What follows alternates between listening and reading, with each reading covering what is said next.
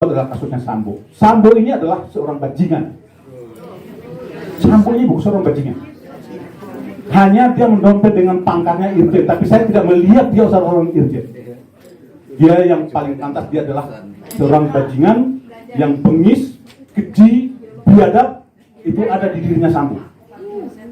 Ini perlu saya sampaikan. Ya. Dia lebih biadab dari PKI.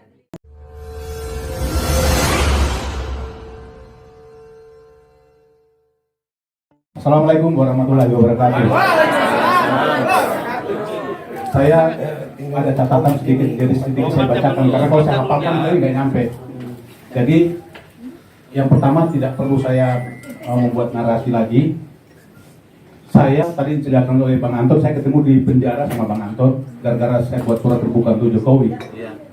Jadi apa yang saya katakan, tema kita yang kita bahas hari ini udah saya bahas, bahwa negara kita sekarang sedang carut marut bagaikan benang kusut yang akan sulit dirajut. Bagaimana kita bisa merajut atau mengurai? Udah nggak bisa. Karena semua sistem tata kelola berbangsa dan bernegara udah tidak bisa kita bayangkan.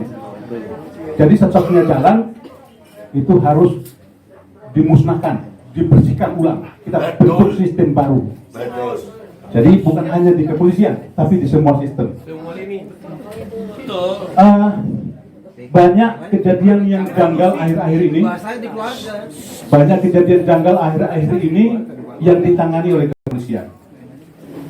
Tetapi ini adalah sebuah skenario Allah yang membuka tabir kepalsuan melalui terbunuhnya saudara kita Brigadir Joshua. Jadi kejanggalan ini merembet. Kita runut ke belakang, ada kejadian KM50, 6 laskar. Hampir sama polanya, hampir sama. Pembantaian biadab, terus diklaim seolah-olah ini adalah tembak-menembak. Dan ini sama persis, ini kuasa Allah. Sama persis dengan kejadiannya Brigadir J. Udah hancur-hancuran seperti itu, diklaim sebagai tembak-menembak. Nah, kemudian kita lupa bahwa beberapa waktu yang lalu, tanggal 16 Agustus, ada satu kejadian yang kita juga karena mungkin kalah dengan beritanya Joshua.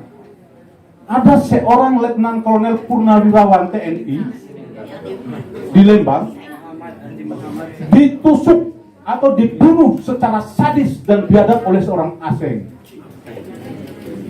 Itu kejadian tanggal 16 Agustus pada saat karnaval 17-an. Beritanya muncul setelah tanggal 18, baru rame. Dan melihat itu kami semua sebagai tentara, mantan tentara, atau kami sebagai prajurit, semua terpanggil, tidak menerima kejadian ini.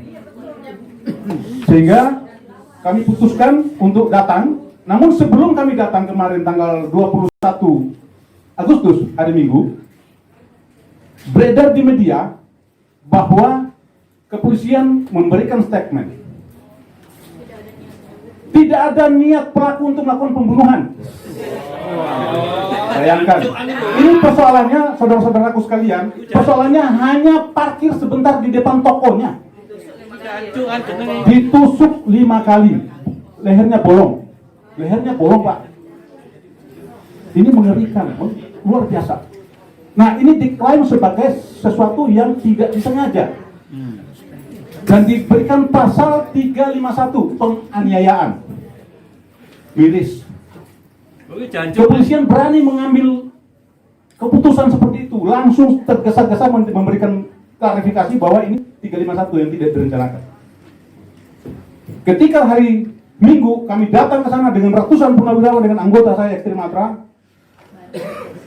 Kapolresnya yang menerima di Polsek Lembang menyampaikan bahwa sekarang berubah menjadi 338 dan 340. Saya paksakan kepada Kapolres sampai memeluk saya dan menangis. Bahwa ini tidak bisa dibilang 351. Ini nyata pembunuhan. Dia membawa pisau dari dalam rumah. Dia rencanakan untuk melakukan pembunuhan. Bukan dia sedang mengarit. Kalau dia sedang mengarit, ada kejadian, berarti seketika itu terjadi. Tapi dia keluar dari tempatnya, dia melakukan pembunuhan. masih dibelain sebagai 351. Ini sesuatu yang tidak bisa kita terima. Sehingga kemarin kami rame-rame datang ke sana, itu berubah. Itu berubah. Jadi kembali lagi, semua skenario-skenario yang ada ini rangkaian geng-geng yang sekarang ini sedang viral tentang Sambo. Jadi di tubuh kepolisian kalau masih ada seperti ini, maka hancurlah negeri ini. Kita tinggal menunggu waktu. Kalau kita biarkan semua anak bangsa untuk seperti ini, maka negara ini tidak akan panjang umurnya. Tentunya kita tidak ingin seperti itu. Yang pertama, tadi Bang Simanjuntak sudah berangkat, sudah pergi, kemudian Ibu Irma juga. Sebetulnya saya ingin menyampaikan berduka, tetapi ini bukan dukanya mereka saja, tapi dukanya anak bangsa. Kita semua sepakat bahwa Joshua sekarang membuka tabir. Almarhum Joshua membuka tabir. Terlepas dia bersalah atau tidak, tapi saya menganggap dia, kita sepakat dia sebagai seorang pahlawan. Karena dengan terbunuhnya Joshua, maka tabir kepalsuan itu sudah mulai terungkap. Sudah belum dibongkarnya? Kita semua tahu untuk menjadi seorang ajudan itu tidak mudah, tidak langsung tunjuk, tapi seleksi yang sangat ketat dari segi apapun, semua yang terbaik menjadi ajudan. Kok tiba-tiba dia dituduhkan sebagai pelaku kejahatan? Ini tidak kita terima. Yang berikut perlu juga saya sampaikan, kasusnya Sambo yang berkaitan dengan polisi, mafia di tubuh Polri ini sekarang ini yang mencuat adalah kasusnya Sambo. Sambo ini adalah seorang bajingan. Sambo ini bukan seorang bajingan. Hanya dia mendompet dengan pangkatnya irjen, tapi saya tidak melihat dia seorang irjen. Dia yang paling pantas, dia adalah seorang bajingan yang bengis, keji, biadab, itu ada di dirinya Sambo. Ini perlu saya sampaikan. Ya. Dia lebih biadab dari PKI. Kenapa saya bilang katakan seperti itu? Peristiwa tahun 65, para jenderal dibantai secara sadis oleh para komunis. Peristiwa 2022 ini, jenderal membantai ajudannya dengan sadis dan biadab. Ini sampai seperti itu.